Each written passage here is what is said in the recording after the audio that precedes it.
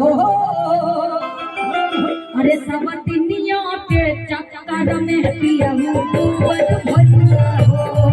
सब दुनिया के चक्कर में पियऊ डूबत भइला हो इधर जो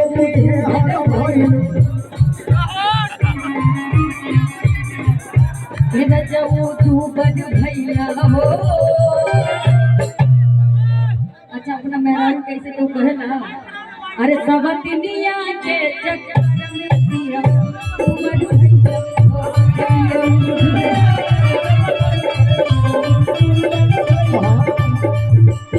दुबर मत कह हुसैनी मत कह ये पहिले रहले काजू अखरोट हो गइले पहिले रहले काजू अखरोट हो गइले अब तो यो ना टोले भइयो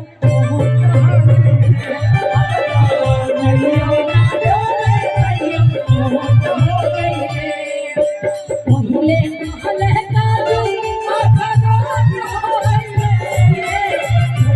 रहले काजू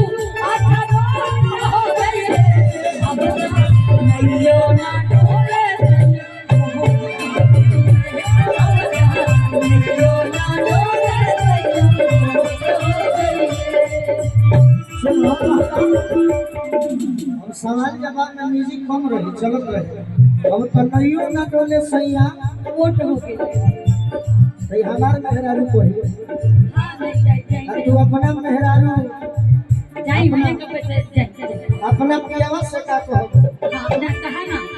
राजा जी मोन के माना भेट तो होइए जाई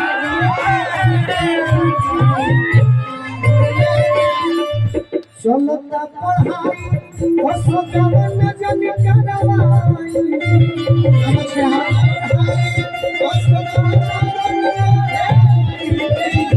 चलता पढ़ाई बसो जवन जन करवाई ज्योति कहता है पूरा बोलो मुंह से अब बाहर से बाहर असकुलिए मिले आई जी ये कर दे यदि हमारा से भेंट हो जाएगी अच्छा का तो बड़ी फायदा रही का होई पूछलो का होई तो खाई खोआ सॉरी वाला भेंट तो होइए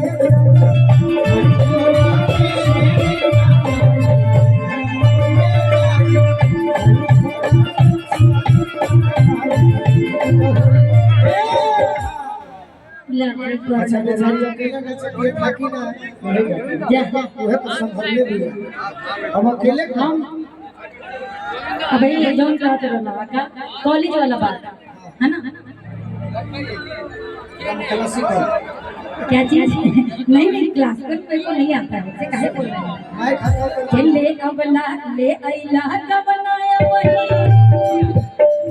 ले आइला का बनाया वही नहीं कर ले आइला का बनाया वही छोट बागे हमारा नहीं गवानी हरे पीछा के जुदा कुछ दिन भी छवना राजा नहीं गवानी हरे पीछा के जुदा कुछ दिन भी छवना नहीं गवानी हर बोल में साफ साफ कह बिना म्यूजिक के साफ साफ बताओ ले लगाओ ले आइला गवनाया बही छोट बा खेलवना राजा खिलौना ऐसे ना लइका पानी खिलौना ऐसे ना वो भाव आप दीजिए आप वही पे शूट करेगा नहीं तो सब हम गावत नहीं तो वो भाव दे दीजिए तू का करोगे हम गाई हम का कही मिल के करे बच्चा जब तार बोलो मैं बहरे बिछा के सूत जाई हैं हां तो तू ही बता अपना सखी लोग से कही हो कि राजा जी आ लगा बिछावना लेके सूत अरे ओही खातिर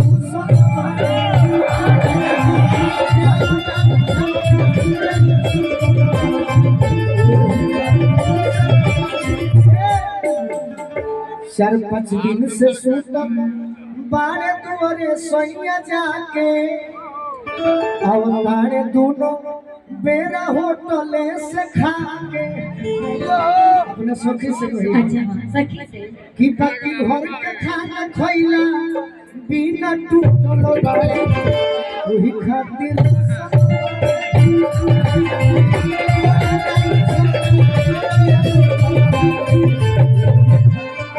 अच्छा ये बताइए हम अपने मन की बात सखी से क्यों करेंगे थोड़ा सा चेंज होगा मैं बाबूजी से कहो। ना तारा से कहा कि उगल बाड़े चंदा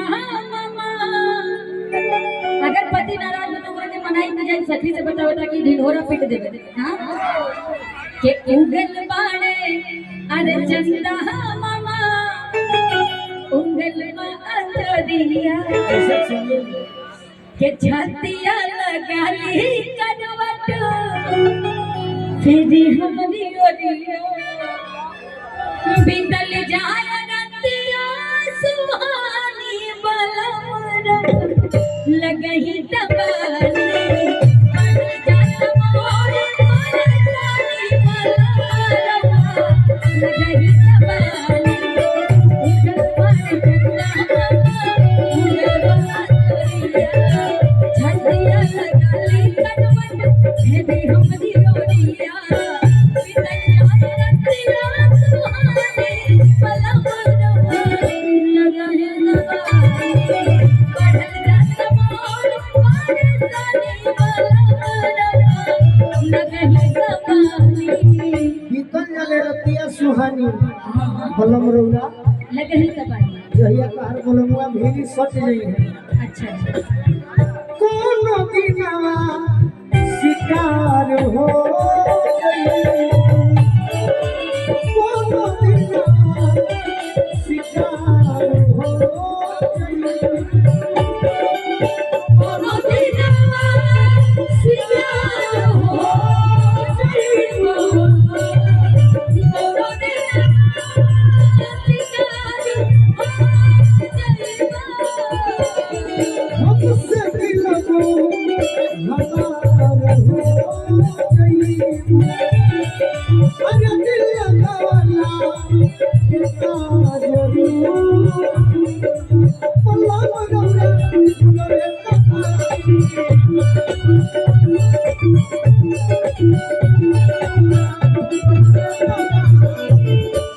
कहा तेरी